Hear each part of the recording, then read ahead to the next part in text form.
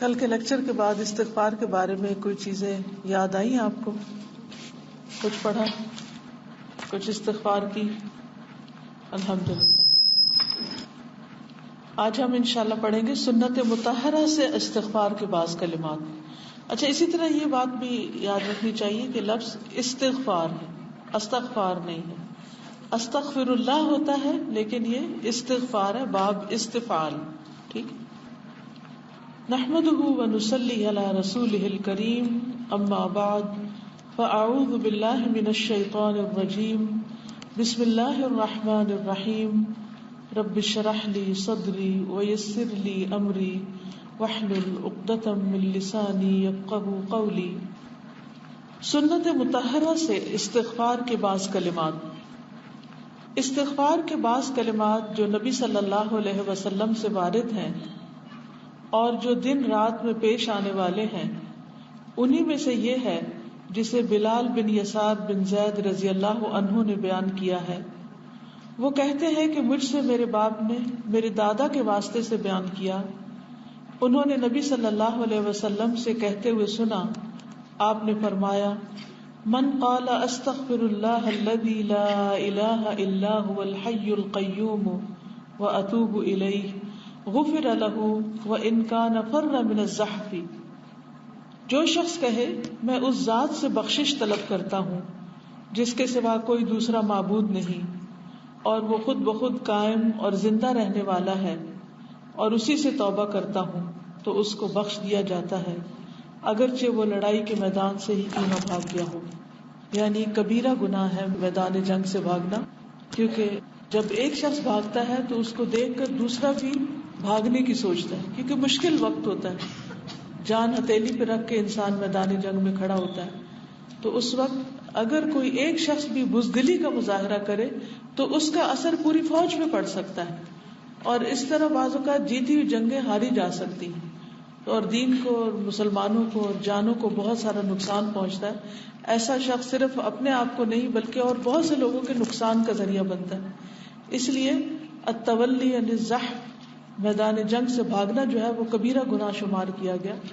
کہا یہ کہ انسان اللہ کے راستے میں نکلے اور وہ دنیا کا سب سے اعلیٰ ترین کام کر رہا ہو، اور کہا یہ کہ وہ اس راستے کو چھوڑ کے بھاگ نکلے تو وہ اللہ تعالیٰ کا سب سے ناپسندیدہ کام کر رہا ہو۔ تو ایسی صورت میں انسان سے اگر انسان ہونے کے ناطے یہ غلطی بھی ہو چکی ہے، یعنی اتنا بڑا گناہ بھی ہو چکا ہے، تو بھی اگر وہ شخص ان کلمات کے ساتھ استغفار پڑھے تو اس کے گناہ معاف ہو جائیں گے۔ اب آپ سب 3 دفعہ ان کلمات کو دہرائیے، استغفر اللہ الذی، اور اس دہرانے کے دوران اپنا کوئی گناہ یاد کر لیں، کوئی بھی۔ حقیقت یہ ہے کہ اپنی غلطیوں کو دیکھنا، اپنے گناہوں کو سوچنا سب سے مشکل ترین کام ہے۔ انسان کو دوسروں میں بہت خامیاں نظر آتی ہیں لیکن اپنی غلطیاں بہت کم دکھائی دیتی ہیں۔ تو کوئی بھی اپنی غلطی یاد کر لیں، کیونکہ ہم انسان ہیں، ہم معصوم فرشتے تو ہیں نہیں۔ اللہ نے ہمیں فرشتہ نہیں بنایا کہ جو نافرمانی کر نہیں سکتے، ہم تو خواہشات کے پتلے ہیں، کمزور ہیں، تو کوئی نہ کوئی غلطی ہو جاتی ہے۔ تو کوئی بھی غلطی، یعنی کہ نیئر پاسٹ کی یا بہت پرانی بھی کوئی ہو جس سے آپ کو اکثر پریشانی ہوتی ہو، یا دل پہ کوئی بوجھ ہو اس کی وجہ سے، یا یہ ڈر ہو کہ اللہ تعالیٰ پتہ نہیں قیامت کے دن میرے ساتھ کیا معاملہ کرے گا، یا معلوم نہیں میری قبر کے اندر کیا ہوگا، تو اس گناہ سے ڈرتے ہوئے ان کلمات کو 3 دفعہ پڑھیے، بلند آواز سے 3 دفعہ پڑھیے۔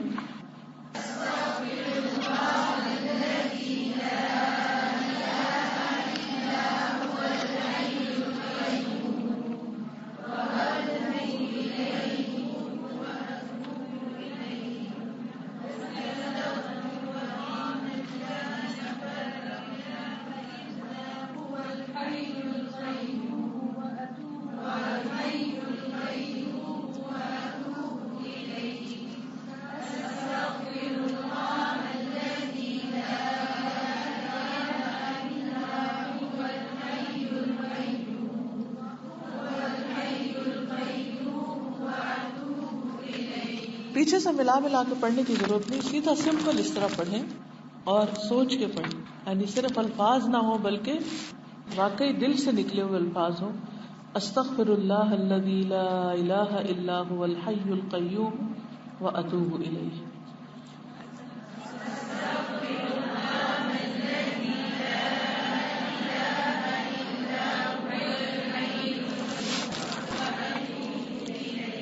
اور یہ پریکٹس یہ نہیں کہ اس وقت یہاں صرف کرنی ہے، جس وقت بھی کوئی چیز آپ کو پریشان کرے.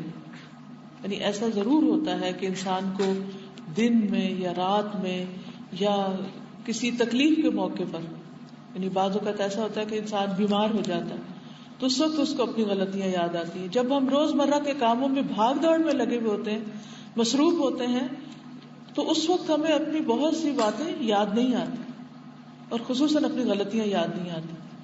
لیکن انسان کو جب کوئی تکلیف پہنچتی ہے تو اس وقت اسے اپنے ماضی کے حالات یاد آنے لگتے ہیں، اور خصوصاً جب وہ کسی ایسی مشکل میں بن جائے کہ باقی روز مرہ کے کام جو ہے وہ اس سے منقطع ہو جائے. تو اس صورت میں جب بھی آپ کے دل پہ کوئی بوجھ پڑنے لگے تو آپ ان کلمات کو زبانی یاد کر لیں اور دہرائیں. انشاءاللہ آپ دیکھیں گے کہ آپ ایک ریلیف محسوس کریں گے، اپنے اندر ایک سکون محسوس کریں گے. اور آپ صلی اللہ علیہ وسلم نے فرمایا اللہم انت ربی لا الہ الا انت خلقتنی وانا عبدک وانا علی عہدک ووعدک ما استطعت اعوذ بک من شر ما صنعت ابوء لک بنعمتک علی وابوء بذنبی فاغفر لی فانہ لا یغفر الذنوب الا انت. اے اللہ تو میرا پالنے والا ہے، تو میرا رازق ہے، نہیں ہے کوئی معبود برحق مگر تو ہی. تو نے مجھے پیدا کیا اور میں تیرا بندہ ہوں، اور میں تیرے عہد اور وعدے پر اپنی طاقت کے مطابق قائم ہوں، یعنی جتنا میں کر سکتا ہوں میں کرتا ہوں. اور میں اپنے ان تمام برے کاموں سے تیری پناہ مانگتا ہوں جن کو میں نے کیا ہے، یعنی آج تک جو بھی غلطیاں میں نے کی ہیں ان سب سے بچنے کے لیے، ان کے برے وبال سے بچنے کے لیے میں اپنے آپ کو تیرے حوالے کرتا ہوں. اور میں تیری نعمت کا اقرار کرتا ہوں، یعنی جو بھی تو نے فضل، کرم، احسان مجھ پر کیا ہے ان سب کا اعتراف کرتا ہوں. اور اپنے گناہوں کا اقرار کرتا ہوں کہ ہاں یہ غلطیاں واقعی میرے اندر ہیں، کیونکہ یہ کہنا کہ آئی واز رانگ، میری غلطی تھی، یہ دنیا کا مشکل ترین کام ہے. یعنی غلطی کو ماننا مشکل ترین کام ہے. تو اس میں انسان جب کہتا ہے کہ اللہ میں اپنی غلطی مانتا ہوں تو یہ چیز اللہ تعالیٰ کو بہت پسند آتی. بس تو مجھے بخش دے کیونکہ تیرے سوا کوئی دوسرا ان گناہوں کا بخشنے والا نہیں، یعنی کوئی اور گناہ نہیں معاف کر سکتا. وہ قصور جو ہم نے اللہ سبحانہ تعالیٰ کے حق میں کیے ہیں، وہ بندے 100 تسلیاں بھی دیں تو کوئی بات نہیں، پھر کیا ہوا، سبھی لوگ کرتے ہیں، ایسا تو ہو ہی جاتا ہے، اللہ غفور الرحیم ہے. آپ اللہ تعالیٰ کے بہاف پہ بخش نہیں سکتے، کسی کو معاف نہیں کر سکتے. یہ صرف اللہ تعالیٰ ہی ہے جو بخش سکتا ہے. اس لیے جب انسان اللہ تعالیٰ کی طرف راغب ہوتا ہے، متوجہ ہوتا ہے، تو اللہ سبحانہ تعالیٰ اس کی اس رغبت سے خوش ہوتے ہیں اور اس کو معاف فرما دیتے ہیں. اور آپ کا فرمان ہے رب اغفر لی وتب علی انک انت التواب الرحیم. اے میرے رب مجھے بخش دے اور میری توبہ قبول فرما، بے شک تو توبہ قبول کرنے اور رحم کرنے والا ہے. یعنی تیرے سوا کون ہے جو ہمارے گناہ معاف کرے، اس لیے تو ہمارے گناہ معاف کر دے، ہم تیری ہی طرف رغبت کرتے ہیں. اور آپ صلی اللہ علیہ وسلم نے فرمایا اللہم انی ظلمت نفسی ظلما کثیرا ولا یغفر الذنوب الا انت فاغفر لی مغفرۃ من عندک وارحمنی انک انت الغفور الرحیم. اے اللہ میں نے اپنے نفس پر بہت ظلم کیا. انسان جب گناہ کرتا ہے، غلط کام کرتا ہے، تو دراصل اپنے ساتھ برا کر رہا ہوتا ہے، اپنے آپ کو نقصان دے رہا ہوتا ہے، اپنے اوپر ظلم ڈھا رہا ہوتا ہے. تو ان سارے گناہوں کے اعتراف کا طریقہ کہ اللہ میں نے اپنے اوپر بہت ظلم کیے ہیں، بہت گناہ کیے ہیں، اور گناہوں کو بخشنے والا صرف تو ہی ہے، بس تو اپنے پاس سے مجھے بخش دے اور میرے اوپر رحم فرما، بے شک تو بخشنے والا اور مہربانی کرنے والا ہے. سیدہ عائشہ رضی اللہ تعالی عنہ بیان کرتی ہیں کہ اللہ کے رسول صلی اللہ علیہ وسلم اپنی وفات سے پہلے اکثر یہ دعا پڑھا کرتے تھے سبحان اللہ و بحمدہ استغفر اللہ و اتوب الیہ. اللہ کی ذات پاک ہے اور ساری تعریف اور بڑائی اسی کے لیے ہے. پڑھیے اس کو 3 دفعہ. سبحان اللہ وبحمدہ استغفر اللہ واتوب الیہ سبحان اللہ وبحمدہ استغفر اللہ واتوب الیہ سبحان اللہ وبحمدہ استغفر اللہ واتوب الیہ. اس میں آپ دیکھیے ایک طرف انسان اللہ تعالیٰ کی پاکی بیان کرتا ہے کہ اللہ تعالیٰ کے اندر کوئی بھی خامی نہیں, کوئی بھی قصور نہیں, کوئی بھی کوتاہی نہیں, کوئی بھی غلطی نہیں, کوئی بھی بری صفت نہیں.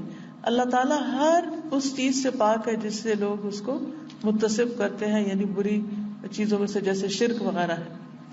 اور میں گناہگار ہوں. یہ فرق ہے نا اللہ اور بندے میں. اللہ سبحانہ و تعالیٰ پاک ہے اور بندہ گناہگار ہے, تو بندے کے اوپر لازم ہے کہ وہ اپنے گناہوں کی معافی اس سے مانگے جو پاک ہے. وَأَتُوبُ إِلَيْهِ, اور میں اسی کی طرف پلٹتا ہوں, اسی کی طرف رجوع کرتا ہوں, اسی سے توبہ کرتا ہوں. اور آپ کا فرمان ہے اللہم اغفر لی خطیئتی وجہلی واسرافی فی امری وما انت اعلم بہ منی اللہم اغفر لی ہزلی وجدی وخطئی وعمدی وکل ذلک عندی. اے اللہ میری غلطیوں, جہالتوں اور میرے کاموں میں زیادتی کو معاف کر دے, اور ان گناہوں کو بھی جن کو تو مجھ سے زیادہ جانتا ہے. اے اللہ مجھے میری سنجیدہ اور مزاحیہ اور قصدن اور بلا قصد, قصدن یعنی ارادتن اور بغیر ارادے, دونوں غلطیوں کو معاف کر دے, اور یہ سب غلطیاں میری ہی طرف سے ہیں. کتنی خوبصورت دعا ہے. اس میں ہر طرح کی غلطیوں اور ہر طرح کے گناہوں سے معافی مانگی گئی ہے. وہ غلطیاں جو انسان جہالت میں کرے, وہ جو جان بوجھ کے کرے, وہ جو کسی کے ساتھ زیادتی کرے, اور وہ گناہ جو انسان کرے اور اس کو پتہ بھی نہ چلے اور اللہ تعالیٰ اس کو اس سے زیادہ جانتا. پھر بعض اوقات انسان کسی معاملے میں سیریس ہوتا ہے تو غلط کام کر رہا ہوتا ہے, کسی کے حق میں کوتاہی کر رہا ہوتا ہے, اور بعض اوقات ہنسی مذاق میں, اب جیسے لطیفے اور جوکس وغیرہ ہیں, تو ان میں بھی کیا ہوتا ہے, بعض اوقات بالکل غلط بیانی ہوتی ہے اور جھوٹ بول کر انسان دوسرے کو ہنسا رہا ہوتا ہے. تو یہ ساری چیزیں بھی گناہ میں شمار ہوتی ہیں.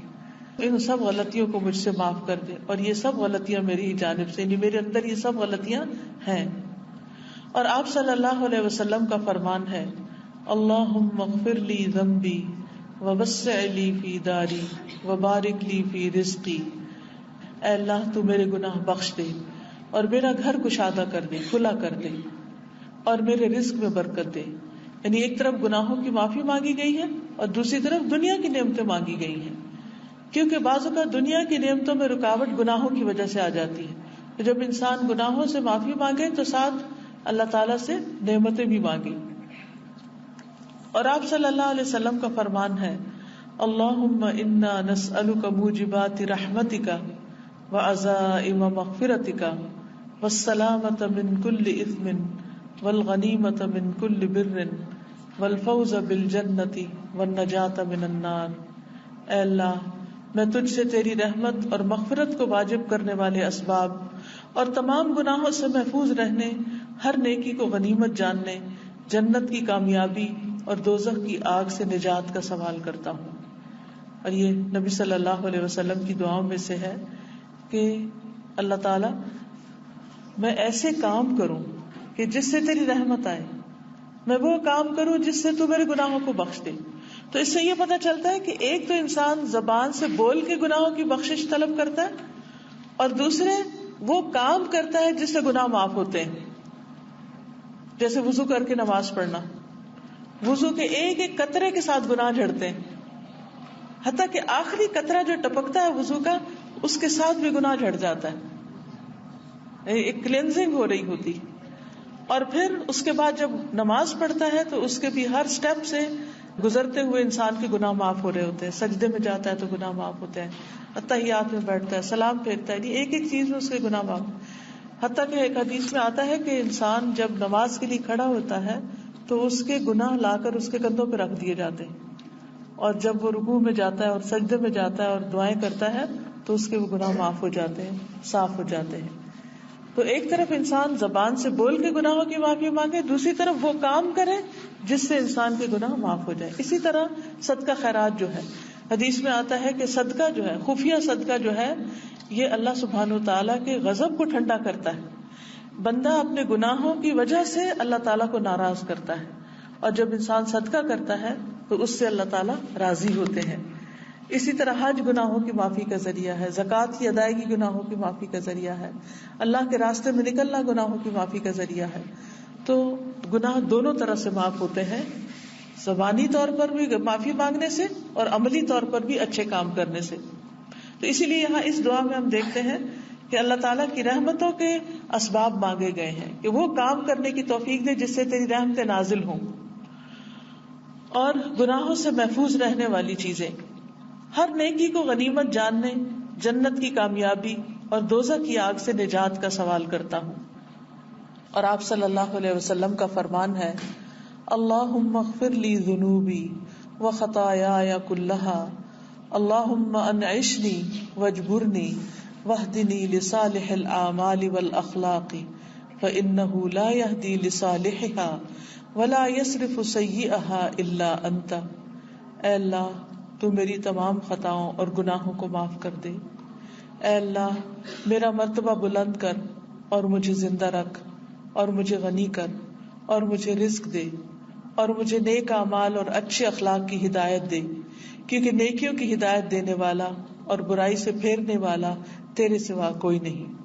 تو اس دعا میں آپ دیکھیں اتنی خوبصورت دعا ہے کہ جہاں پر گناہوں کی معافی مانگی گئی ہے وہاں درجات کی بلندی بھی مانگی گئی، کیونکہ گناہ انسان کو نیچے لے جاتے ہیں پستیوں کی طرف، اور انسان کا سٹیٹس جو لو ہو جاتا ہے. لیکن جب انسان گناہوں کی معافی مانگتا ہے تو واپس وہ اپنے اصلی مقام پہ آتا ہے، بلکہ اس سے بھی اوپر جانے کی دعا کر رہا ہے. اور پھر اچھے اعمال اور اچھے اخلاق کی ہدایت کی دعا، اور پھر یہ ہے کہ اللہ نیکیوں کی ہدایت بھی دے اور برائیوں سے پھیر دے، کیونکہ تیرے سوا یہ کوئی نہیں کر سکتا. کیونکہ گناہ ہو جانا اور پھر اس پر معافی مانگ لینا یہ ایک چیز ہے، لیکن گناہ کے بعد اس سے باز رہنا، رکے رہنا اور آئندہ وہ نہ کرنا. کیونکہ ہم کیا کرتے ہیں کہ ایک دفعہ اپنے آپ یعنی کہ اپنے آپ کو نیکی کے کام کر کے، نماز روزہ حج زکوٰۃ کر کے کچھ صاف کرتے ہیں، اس کے بعد پھر وہ کام شروع کر دیتے ہیں ڈٹائی کے ساتھ کہ جو ہمارے درجوں کی کمی کا باعث بنتے ہیں. تو اس صورت میں انسان کو یہ بھی اللہ سے دعا مانگنی چاہیے کہ اللہ تعالیٰ تو ایسے کاموں کی توفیق دے جس سے درجے بلند ہو، نہ کہ میں واپس اسی گڑھے میں جا گروں. اور آپ صلی اللہ علیہ وسلم کا فرمان ہے، اللہم اغفر لی ما قدمت وما اخرت وما اسررت وما اعلنت انت المقدم وانت المؤخر وانت علی کل شیء قدیر.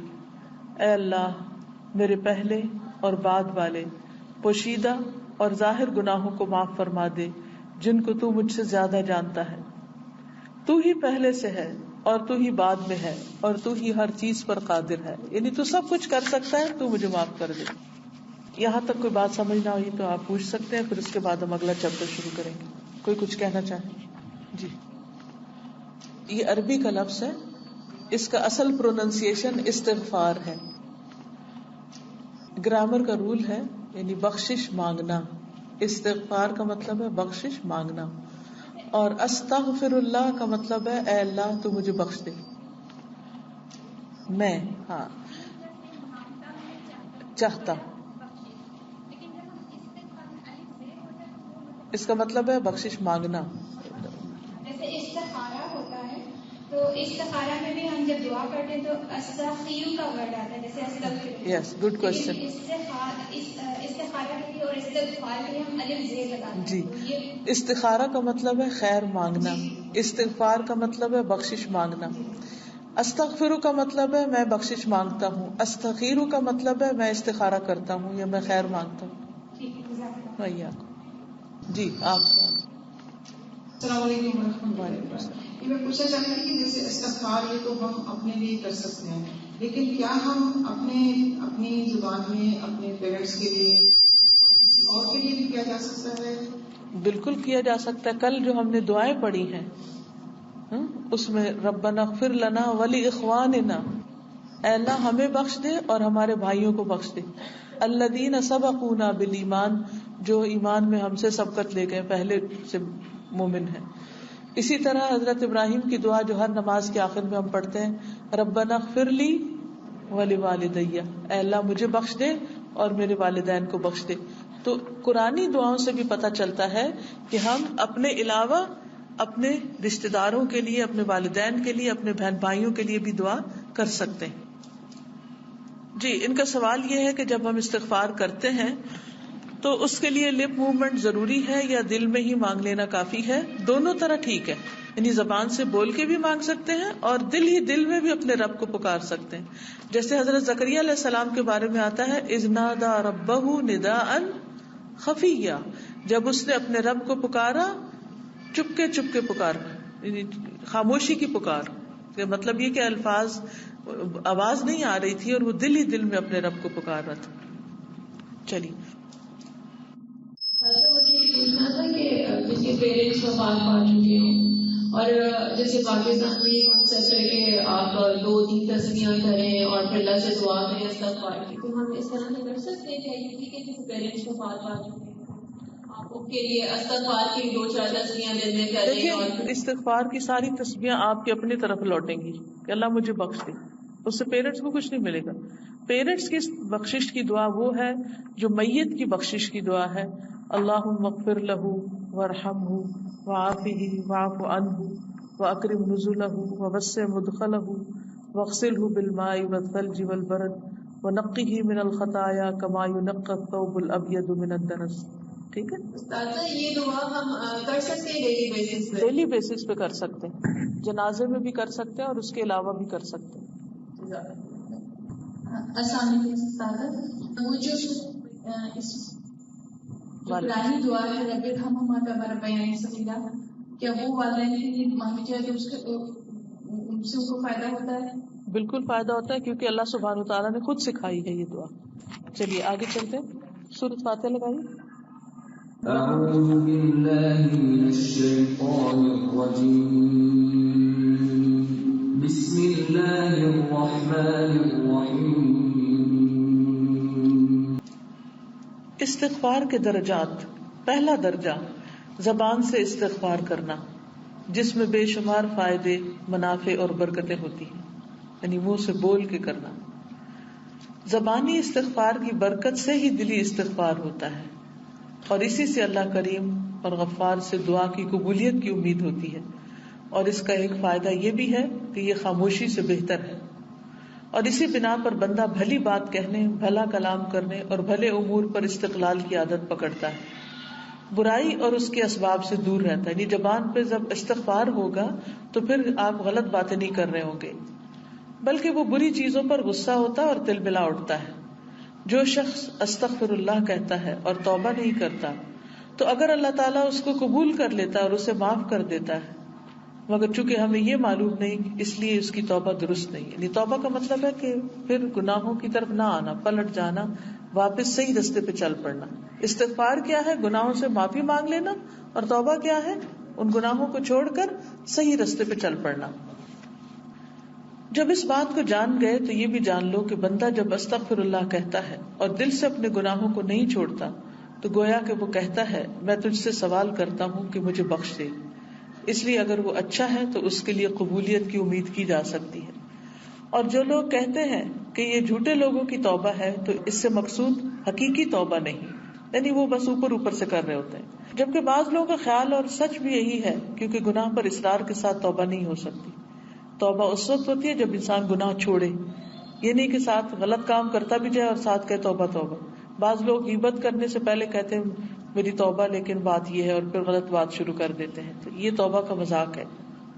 بہرحال زبانی استغفار جیسے بھی ہو ہر اعتبار سے بہتر ہے. وہاں اگر یہ استغفار غافل دل سے ہے تو یہ کہ سود مند بلکہ غیر مقبول ہے. جیسا کہ نبی صلی اللہ علیہ وسلم کا ارشاد گرامی ہے، جان لو کہ اللہ تعالیٰ غافل بے پرواہ دل سے دعا کو قبول نہیں کرتا. دوسرا درجہ دل سے استغفار کرنا، یعنی ایک ہے صرف زبان سے استغفار کی تسبیح پڑھنا، اور دوسرا ہے دل سے کرنا جو حقیقت میں مطلوب ہے. یہی استغفار دلوں کو گندگی سے صفائی لانے میں سب سے زیادہ مؤثر ہوتا ہے. اس استغفار میں بہت زیادہ فائدہ، اجر و ثواب نفع اور بارآوری نتیجہ خیزی ہوتی ہے، اس سے تکلیف اور پریشانی اور غم و اندوہ دور ہو جاتے ہیں اور مطلوب و مقصود حاصل ہوتا ہے. اس کی وجہ سے رحمتیں اور برکتیں نازل ہوتی ہیں اور آفات اور مصیبت دور ہو جاتے ہیں اور اس کا فائدہ تمام مخلوقات کو پہنچتا ہے. تیسرا درجہ زبان اور دل دونوں سے استغفار کرنا، جو کہ کامل فضیلت والا ہوتا ہے. اس استغفار کے ذریعے انسان کے تمام فضائل اکٹھے ہو جاتے ہیں، جسم اور دل دونوں درست ہو جاتے ہیں. یہی کامیابی اور بھلائی کا سر چشمہ ہے، بلکہ یہی سب سے زیادہ سود مند اور جمع برکات ہے، یعنی ساری برکتیں یہاں جمع ہو جاتی ہیں اور اسی سے فیض و کرم کے دریا بہتے ہیں. اس کی وجہ سے رحمت و مغفرت نازل ہوتی ہے، نیکیاں دگنی ہوتی ہیں، برائیاں مٹتی ہیں اور درجات بلند ہوتے ہیں. اسی کی وجہ سے اعمال اور اطاعت کی صفائی ہوتی ہے.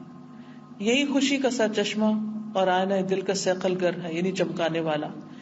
اسی کے ذریعے گناہوں اور عیبوں سے کامل صفائی حاصل ہوتی ہے اور غیب کے پردوں کی نقاب کشائی تک پہنچا جاتا ہے.